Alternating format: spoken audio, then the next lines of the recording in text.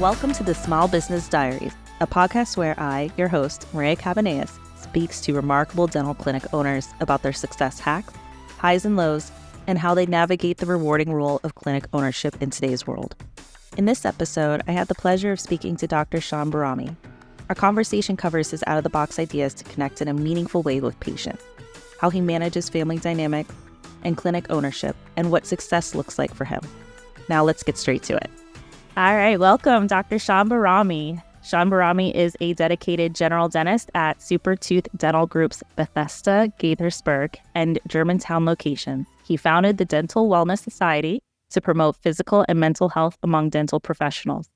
Raised in Germantown, he earned his bachelor's degree from the University of Maryland before excelling at the University of Maryland Dental School. Dr. Bahrami focuses on cosmetic dentistry and emphasizes holistic health, offering personalized treatment plans and hosting yoga sessions for patients and staff. Experience his commitment to excellence at Supertooth Dental Group today. Thank you so much for being here. Of course. Thank you. My pleasure. Yeah. I didn't know you taught yoga. That's a surprise. Well, I think cheat means kind of giving myself a title that I teach yoga is a bit generous. But I do, once I started working, I really saw that there's a need for that physical well-being just for myself and, for my team members and our patients. And I really wanted to connect with our patients outside the drilling, the anxiety, the phobia of being in a dental chair. So that's when I brought that idea into our practice to, hey, let's start doing yoga with our patients once a week. And it became a hit, and everyone enjoyed it. And but I'm not the teacher. We bring in an instructor okay. Because if I feel like I'm teaching, some backs are going to break. But we brought in an instructor, and we started to doing the sessions regularly. And then from there, that's when I found the Dental Wellness Society, that basically is for dental professionals, because this is a career, as we all know, that's very demanding on our physique, on our mental health. So I wanted to bring like-minded dentists together and create a community that we're going to promote wellness, holistic wellness through education, events, and also give a chance for people to network. So that has evolved to be something that now I'm working on the side as I do my day-to-day dentistry. Amazing. So the yoga falls under the Dental Wellness Society track that you put together. Yes. So, okay. And the yoga is just one type of physical events we do. We try to do a variety of different physical activities. We had, shadow boxing. We had mat Pilates and cycling. So we try to change it up so that way we can have a variety of events. But the message is really trying to promote people being active physically, taking care of themselves.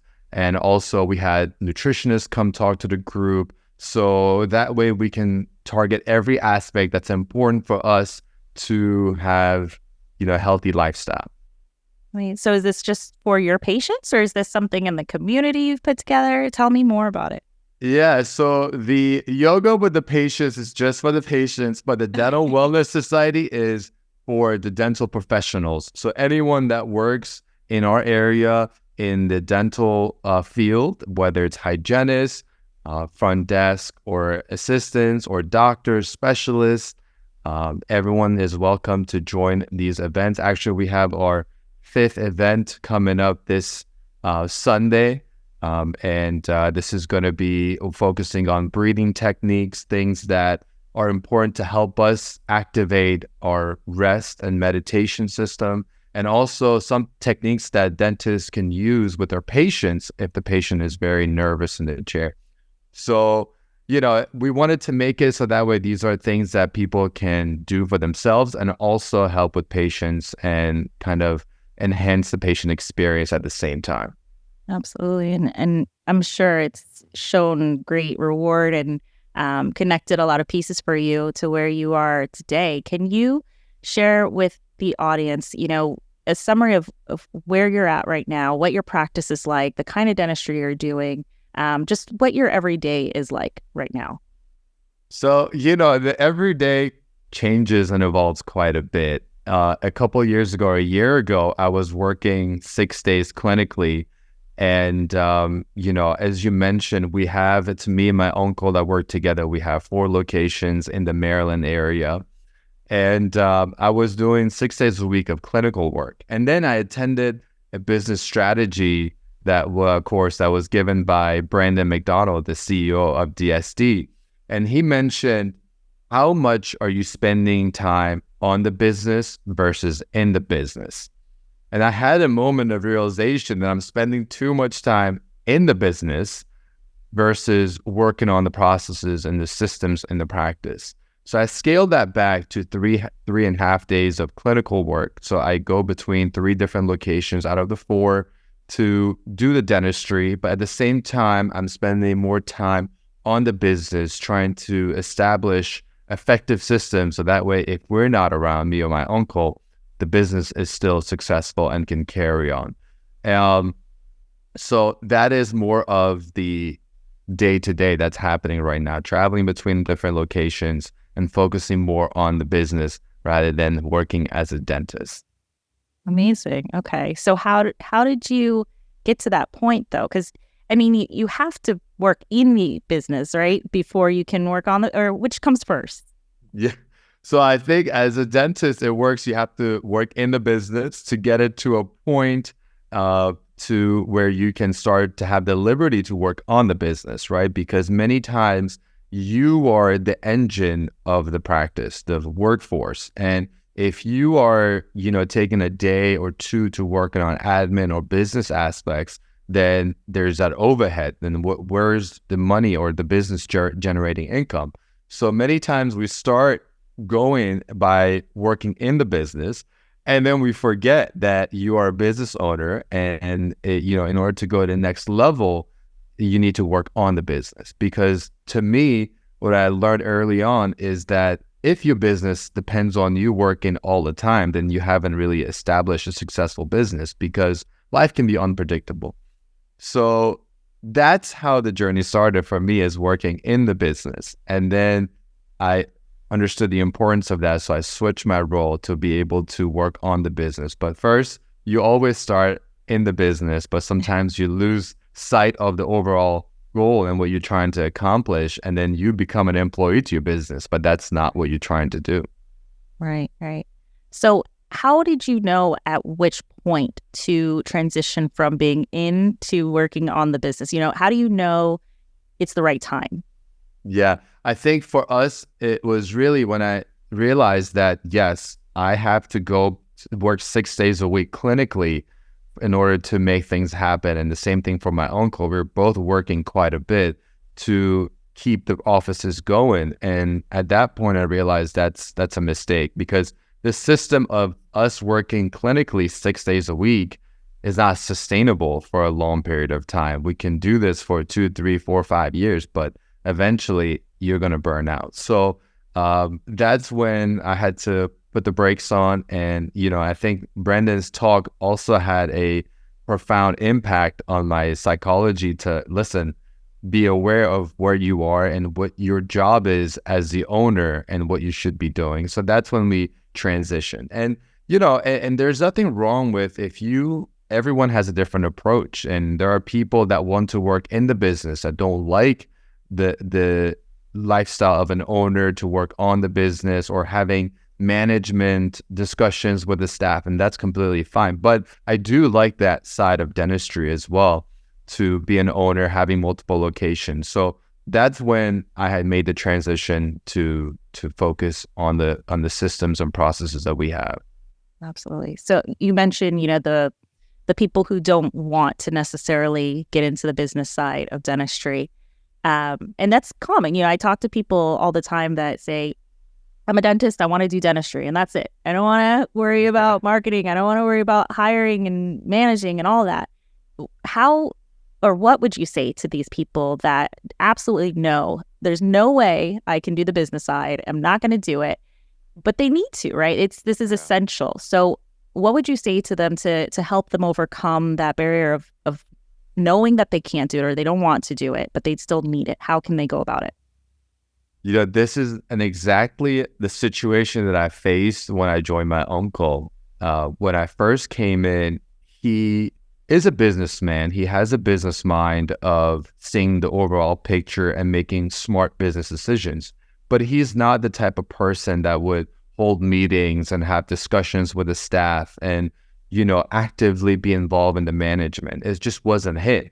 He had a manager in the practice, but that manager wasn't really a manager. It was more so someone who had worked his way through the ranks, starting as an assistant and got to a point where they were managing, but they didn't have the skills to really be an effective leader or manager of the practice.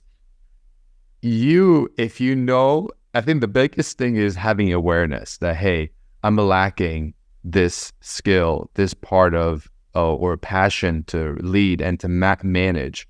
And you have to hire people that can do that for you. So, if you are an amazing business person, but clinical work is not your thing, then you have to hire someone that will do that for you.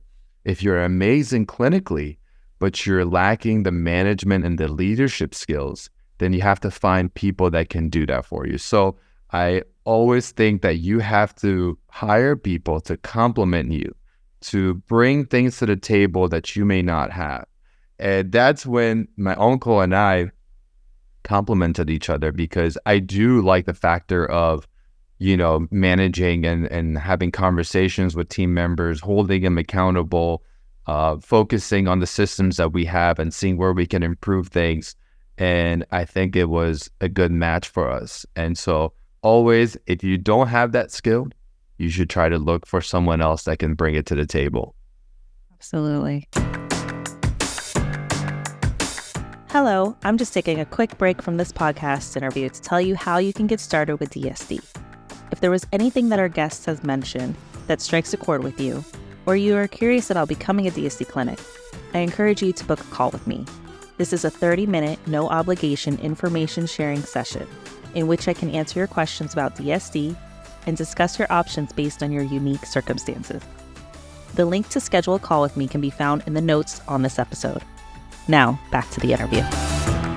Now, I think it's a really interesting dynamic between you and your uncle, because he is, and don't let him hear this, but I would classify him as the older doctor, right? The older dentist, the more traditional dentist that we've known from the past. And, knowing you're more revolutionary, you're younger, of course, and you come in with a fresh approach. Can you tell us about how that really works, the reality? Because I know you guys have the family dynamic. Of course, you're always going to love each other, but I know that there's been issues. I know that there's been, controversies. How do you overcome that? And what were they? Yeah, I think you're so right about that, Maria. We had so many challenges in that aspect of having someone who's practiced dentistry for 25 years. He has owned dental practices, and, he's gone to a point where he's comfortable with his style of running the business. And then me coming into the practice, and, I know this new generation of dentists are all about bringing new systems and ideas to the practice. But it is a very tricky dynamic, because you might overstep your boundaries or step on someone's toes. And with us, I think what happened is that I had to kind of earn the right to be that person, to bring ideas and step up to be the man, involved in the leadership role of the practice. And the way I did that is by showing commitment to the practice, treating the practice like it's my own practice, even though at that time, I wasn't a partner. I was just working as an associate. But I would show up, be the first person to work, and, be the last person to leave, bring new ideas, present it to him, and also acknowledge the things that were happening, that were doing well, and kind of slowly opened up the lanes of communication. And many times what's challenging is to speak your mind, right? And for him, he doesn't like to bring up these conversations where you are talking about maybe some controversies or things that are you're disagreeing on. But I always was bring it up to him and trying to figure out how to bring up the conversation where I'm not overstepping my boundaries, but at the same time, I can present ideas and have him be open-minded to that. But give him credit for the fact that he was very open-minded to the fact that he brought me in and he wanted me to be very much involved in the management of the practice. So, ideas like, bringing yoga to the practice, or even bringing digital smile design to the practice, where he wasn't really about that at the time, because he was like, I do this work anyway. I don't need a digital smile design. And so, but for me, it was a matter of, yes, you can do it, but can another associate do the same thing? And that is a no, right? We need to have systems that other people can join the practice and still be successful, not just rely on the individual person to be successful. So that's when DSD was crucial, because it was just a method, a technique for us in order to involve other other doctors to be able to do the type of cases that they wanted to do, but they didn't have necessarily the skills or the knowledge to do it yet. So, it really was a process of over years working on these things and slowly making the transitions and bringing organization and systems to the practice. And once that happened, then our growth was exponential. We went from 2 to 3 offices, 3 to 4, and we're in the process of going from 4 to 5 in September. So that was really the big difference. Wow, that's amazing. That's amazing. So you mentioned you had to earn, in a way, his approval for new things to come into the office, right? Yeah. I know there's some people out there that maybe feel this way, where it's like, okay, I get, I have to work hard to earn that person's trust to accept certain things I want to bring to the table. However, they hesitate because they feel like maybe I'm going to do all this work and I don't get the reward at the end. So was there any point that you maybe had this conversation in the beginning and said, I'm going to show you, I'm going to do this, but I'm doing it because I would like to eventually, or, any form of that conversation to kind of set the stage for those actions to take place? Or did you have this conversation after and say, hey, look at what I've done, now pay up? How did it go? Yeah, no, you're right about, actually, this is a conversation that I had day one. When I was looking at, when I first graduated, I was going to different practices.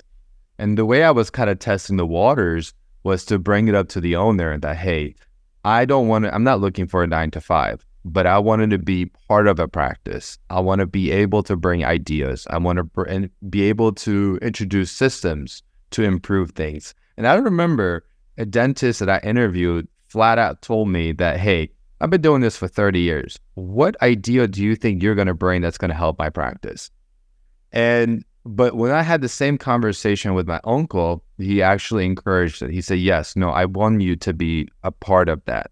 I want you to be involved in the practice. And I think he kind of saw that the things that he didn't like to do, like the management, the operational things, I had a passion for it. I had an interest for it. So then when he hired me, and then, a few months into it, then I started to bring up the ideas of, okay, if this is going to be a long-term kind of thing, I need to have some type of future home. I need to feel that all the work and the effort that I'm doing, the hiring, being involved in putting new ideas and systems, making checklists for employees to do, that I'm going to reap the benefits. I'm going to be a partner of some sort. And he was open to that. So that conversation kind of evolved slowly, and it became to what it is now and being a partner. But to begin with, absolutely, you have to find the people that are open to that, because it doesn't matter how hard you work and how much dedication you're showing to the practice. If the dentist is not open to that idea, then it's not going to happen. So I brought it up to make sure that he is going to allow that, and he encouraged it. And then within a few months, I brought up the idea that, hey, I'm looking for a permanent home. I'm not here for a short time. but I'm here to be here for a long time and contribute. And that's when he said, okay. And then we continue the growth from there. Definitely. So would you say, because there's a lot of dentists out there that rely on this partnership agreement, and it's just their situation, right? And nothing wrong or right about it. It's just what they have in front of them to have some potential ownership of the office. What would be like your checklist of things to look for those that are looking to partner with another dentist to have their own office together? Obviously, the acceptance of having your involvement is huge, right? And we just talked about that. But what other things would you say are very important to have a successful partnership to the extent of what you and your uncle have? I think I heard somewhere, I was reading somewhere that 70% of these partnerships kind of fail. And that is a high percentage of, when you think about it, because tremendous amount of work and effort is being put in and 70% failing. And usually when it fails, it's not a pretty scene. The practice has to split up. Someone has to buy, someone has to split, or, sell. It's quite challenging.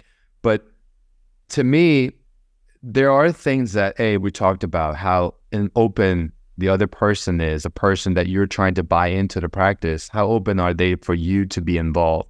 One thing that was essential for me is that I want to become the type of healthcare provider that I want to be. I want to have freedom to say, you know what, I would like to do this type of procedure. I want to bring digital smile design to the practice. And if I have to feel that I'm fitting or someone else is trying to fit me into their system, then that's not going to long-term may not work. And I understand that when, owners are looking for an associate, they want someone that fits into their practice and kind of follows their system. But there has to be some room for that associate to develop into the type of provider that they want to be. So to me, that's very huge in the fact that you have to be able to, bring ideas and get involved from the owner being open to that. And the other thing is, it's like a marriage almost. You have to work on this actively in order to make a partnership work, right? And one thing that I really enjoyed for the first 4 years, my uncle and I, we had days where we worked together. 2-3 days of the week, we would work together in the same office. We would see each other, talk to each other, and having some ties of family, it does help in the sense that we already have a good relationship. But if you're missing that family connection or relationship, then you really have to work on it actively. Now, I'm not saying that you have to be best friends and come to the practice holding hands, but I'm saying that you have to put in active effort to talk about issues. I never let anything that was bothering me kind of sit and just marinate. I would bring it up, have a conversation, put it on the table to discuss things openly. Because that's what usually happens is when you keep the other person in the dark or you don't communicate, he doesn't know that I'm thinking about something that I'm upset about and it's affecting how I'm doing things in the practice. Right. Unless I go bring it up to him. So it's really having that maturity, the communication skills in order to bring things openly. And then you have to be open to criticism and being able to compromise, because some things I may not like the way they're being run, but you have to be flexible because, when you're doing a partnership, you have to understand that not everything is going to be your way. If you want it to have your way, then you have to go open your own practice. But from what I have seen, when partnerships are successful, your ability to grow is absolutely incredible. As a single owner, there's only so much you can do. It is very challenging to be the dentist that sees patients 5-6 days a week, to worry about marketing, hiring, management, systems, and advertising. It's a lot. But when you have partners, then you have people that can have your blind spot, and then you can kind of divide and conquer, which makes it a lot more doable.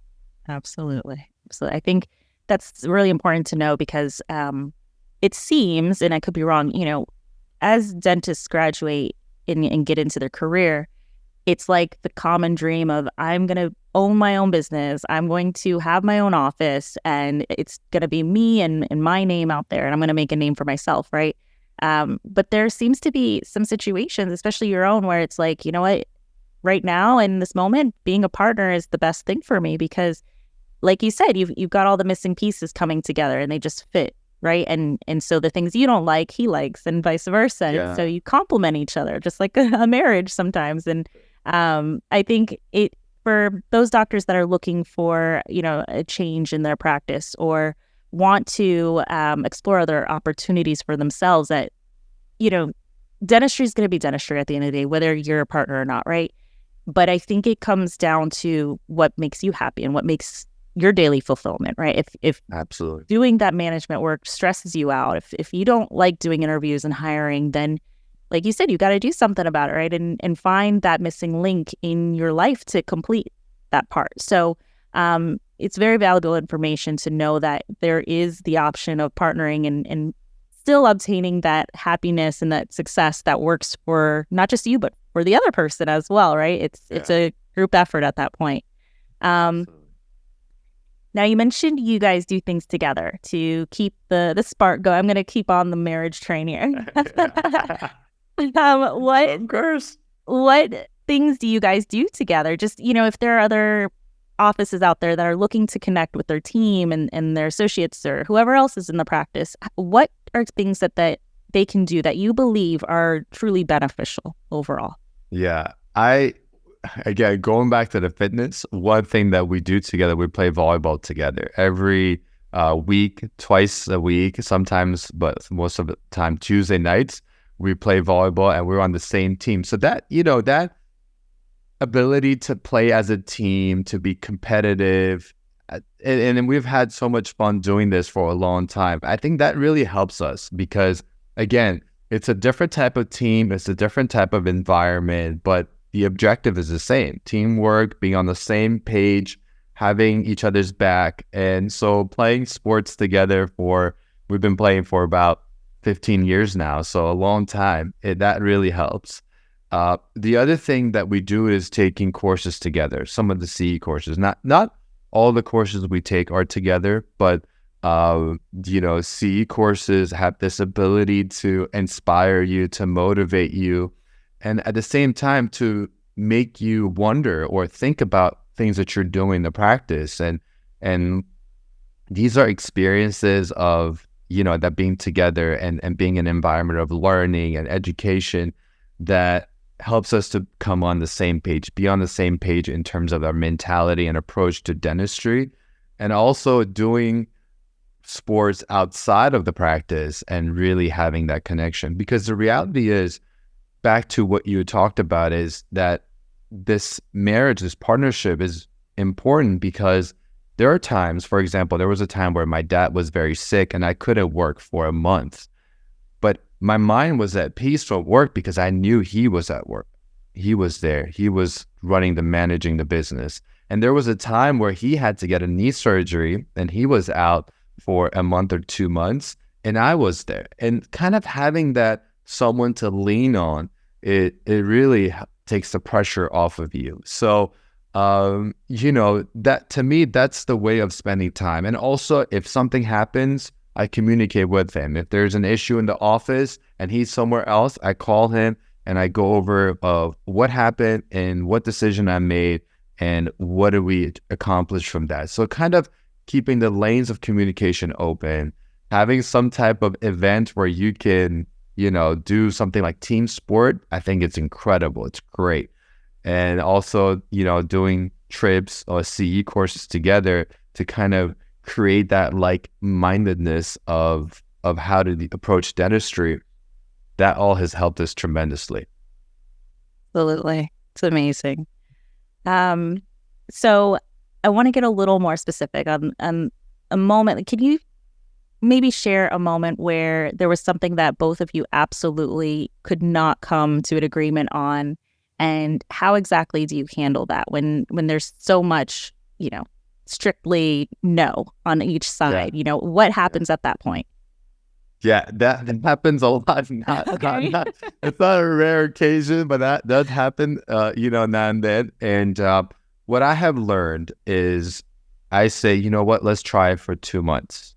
Let's try it for a little bit, see how it goes. Because, when you force someone to do things, it may not be so comfortable. So, for example, the one thing that he didn't agree with me was to have checklists for our, like assistants, our hygienists, our front desk, and having them send it to us, and for us to review it, because it does add quite a bit of work for us to do to review 4 offices, 30, 40 employees, and reviewing their stuff is quite a bit. Right.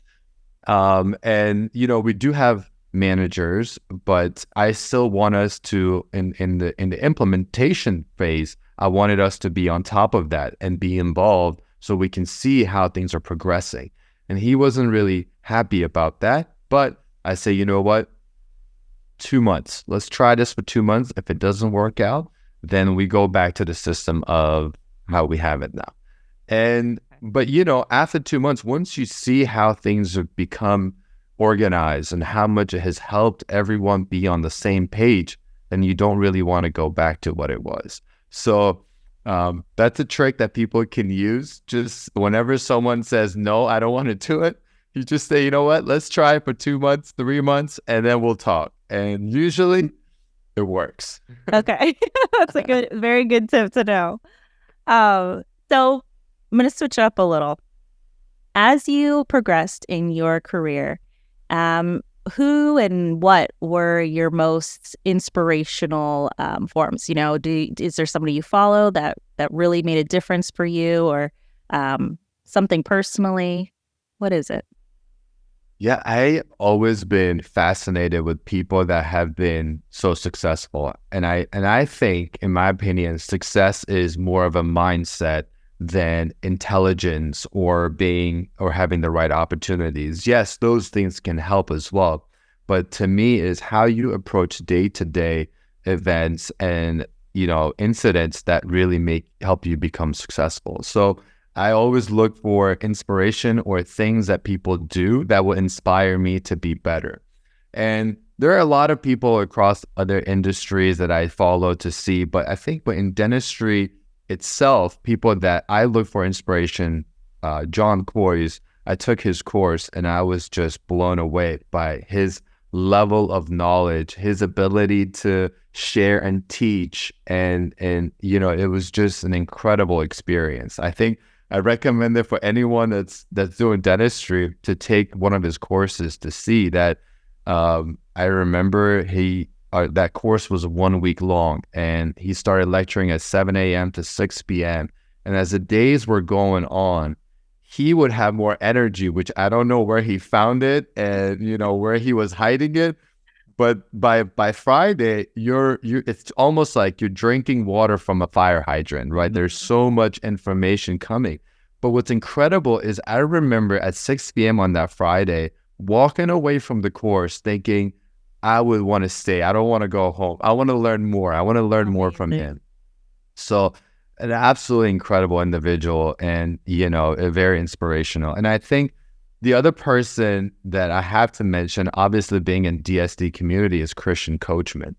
I met Christian when I did DSD residency 1, and I walked into his lecture, and he lectured for 3 days. And I just remember how he was able to captivate my attention and the audience and really give the information in a way that was very much digestible and you could understand and you could implement in your practice. And also the fact that Christian is an impressive person in terms of what he has done for the dental community, his impact on dentistry, and really pushing the envelope of how we approach cases. So these two individuals really inspired me to step up my game and, focus on the things that will help me become successful. Awesome. So could you give me almost like a timeline summary of events that occurred along your journey to allow you to expand your practice into 4 or 5 now? Yeah. How did you get there?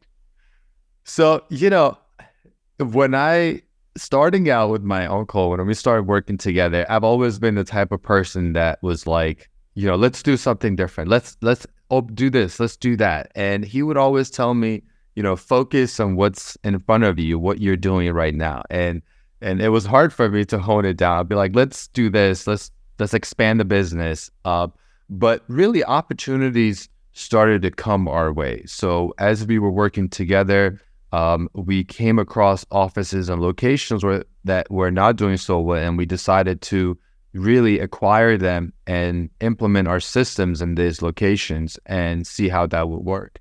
And, again, having two people that, partner does really help, because even if we have a dentist that ended up leaving, then we have enough staff to cover that and keep going. So there wasn't a specific moment of, okay, we're ready to grow. I read a book that I always recommend to people to read. It's called Ready, Fire, Aim. And I've always been the type of person that, everything has to line up for me to take the next step. Even though I have the ideas, I want to expand and grow, but I think a lot about what I want to do. But in that book, it talks about sometimes when opportunities come your way and you may not be fully ready, you should still take a shot at it. And then you figure it out along the way. And this process was a bit like that, where we may not have been completely ready to go on, but we took that leap of faith, and it turned out to work out really well for us. And then after that, once you go from 1 to 2, it's very difficult. 2 to 3 offices is challenging, but then at some point it starts to get a little bit easier because you have figured out the system that works effectively for each office. Amazing. So you would say the biggest challenge of expanding and growing your practice into multiple offices is really the first 2 to 3, and then it gets better after that? Yeah. I mean, the challenges are quite, they still remain, but yes, I would say it's very difficult to go from 1 to 2. That's the first, step that's very challenging. And then as you go on to 2 to 3, 3 to 4, it gets a little bit easier. And also having that size does help in terms of, coverage and doing things, and having the ability to have people cover different locations and have a little bit of redundancy in the system. So 1 to 2 was definitely the hardest, but 2 to 3 a bit easier. And as we go on, it's getting more easier because we have the systems that we know are going to be working and efficient. Amazing. So how many offices do you guys plan to grow to? What's the end look like for you guys? I think we haven't really decided of how far we want this idea to go and continue. We also have my cousin who is graduating from dental school next year, and he's going to join us, and he is on the same page of how we want to go about this. There isn't really a number of offices that we're trying to go and continue. We may stop at 5, or we may continue going. It's really being present in the moment and seeing what would be the right best decision to make for us. So for now, we have the energy and enthusiasm to keep going, but the sky's the limit in dentistry. Amazing. So what you said, you like to have things lined up in place. What exactly is the criteria that you need in place to have that decision of, okay, it's time to grow another office, it's time to build another practice because XYZ is right here in front of me? What are those things? So the first thing is the current offices that we have are doing well enough that we can sustain a life just having these offices, that even if we go open another office and it's not so profitable or it's not able to sustain for some time, we're going to be okay. So that's the first thing, that the current offices that we have are doing well and they are kind of established. The second thing is that, okay, this office that we are buying into or we're acquiring, can we improve something about that location? There are offices that came to us that, they wanted to sell or they were interested in partnership. But when we looked at it, we saw, okay, this dentist is already doing a lot of things that we would be doing. We don't really see a whole lot of room for improvement. So this is not so much of an interest to us. But when we see a location that presents opportunities, that there are a lot of things that are not being done correctly, that the office doesn't really have a system, and even without someone at the wheel to run the business, they're still doing decent, then, okay, this is a good opportunity for us to acquire. So it really is looking at the business opportunity and evaluating to see where this is something that we can bring something to the practice in order to turn things around and making a successful practice.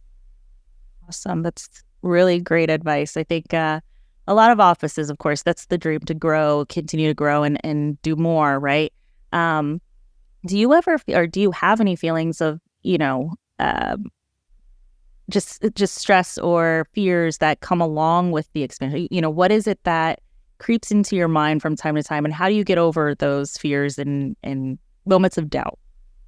Yeah, I mean, there's a lot. I think when the pandemic happened when we were about to open our third office, which we actually built from scratch, right? So a startup that we invested quite a bit of money, and the pandemic hit, and it was all up in the air. And these moments happened, and you have, even team members that there are stars of the practice that you can't even imagine not having them, but they have opportunities that come and they want to transition out and pursue another career or a different location.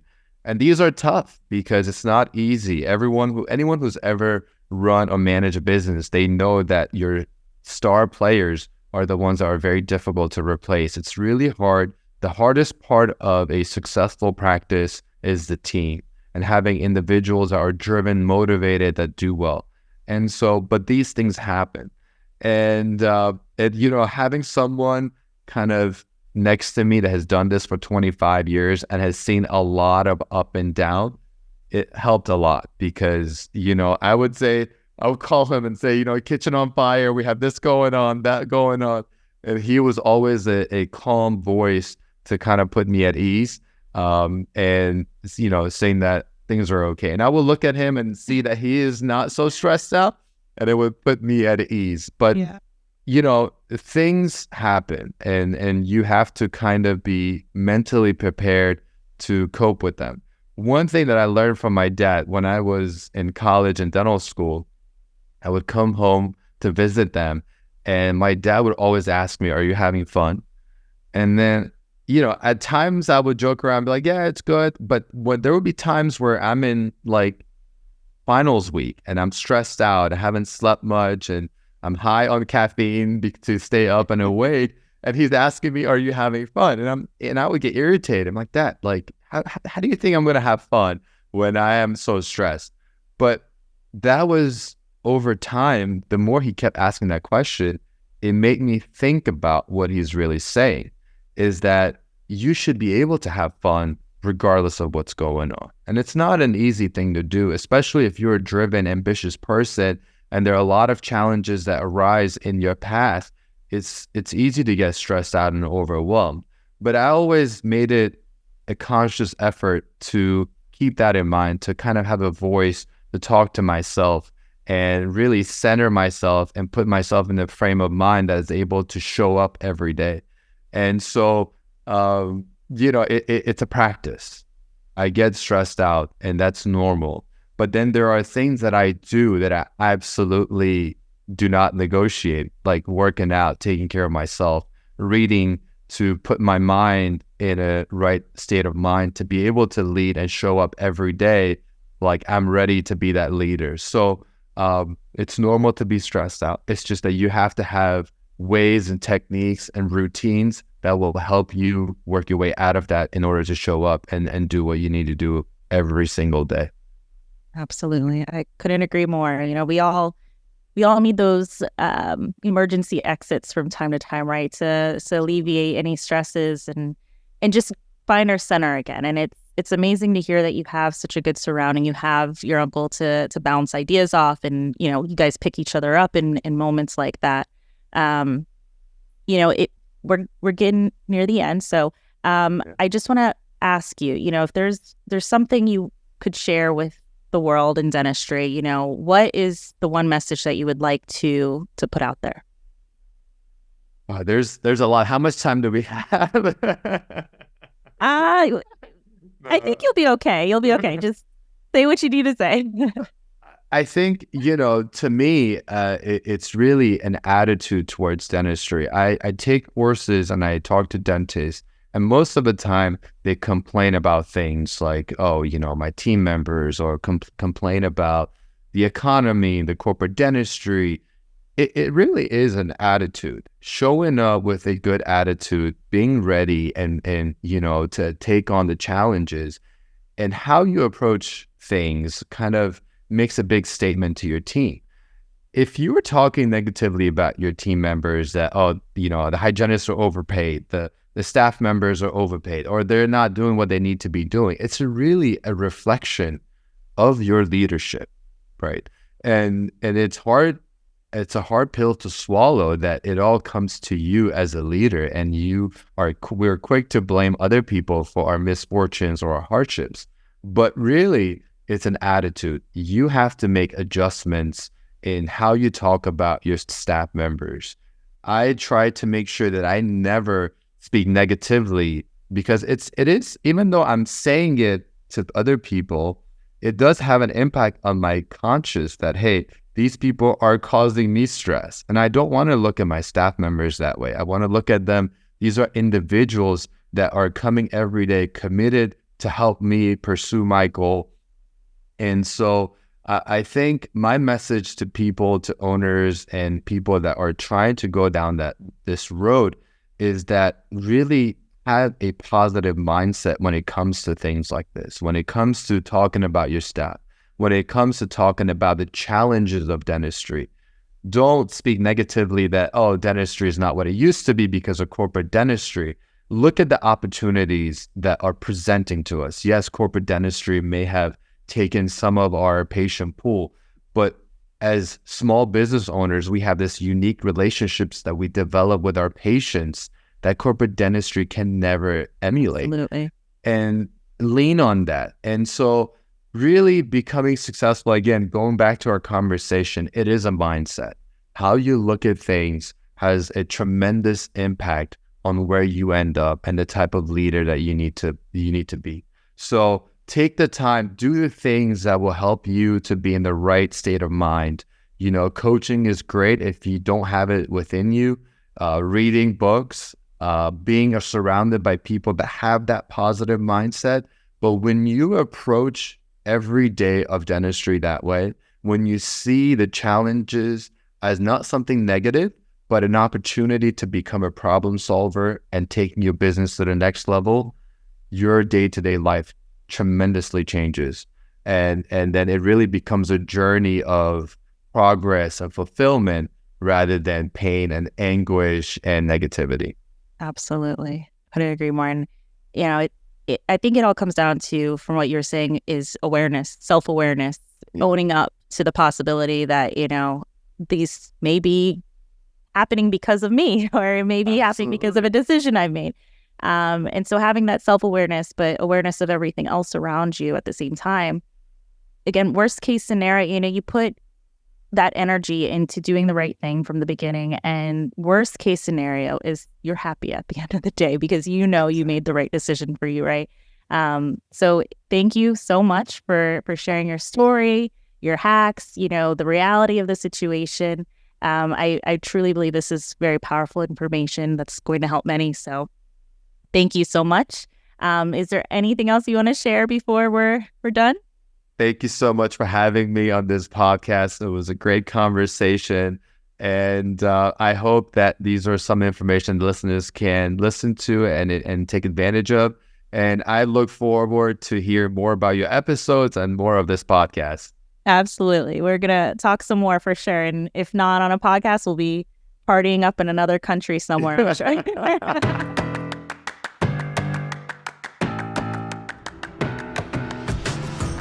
Thank you for listening. If you enjoyed this episode as much as I did, be sure to like and share it with your professional network. In the next episode, I talk to Dr. Reynolds Launen. If you subscribe to Smile Business Diaries, you won't miss it.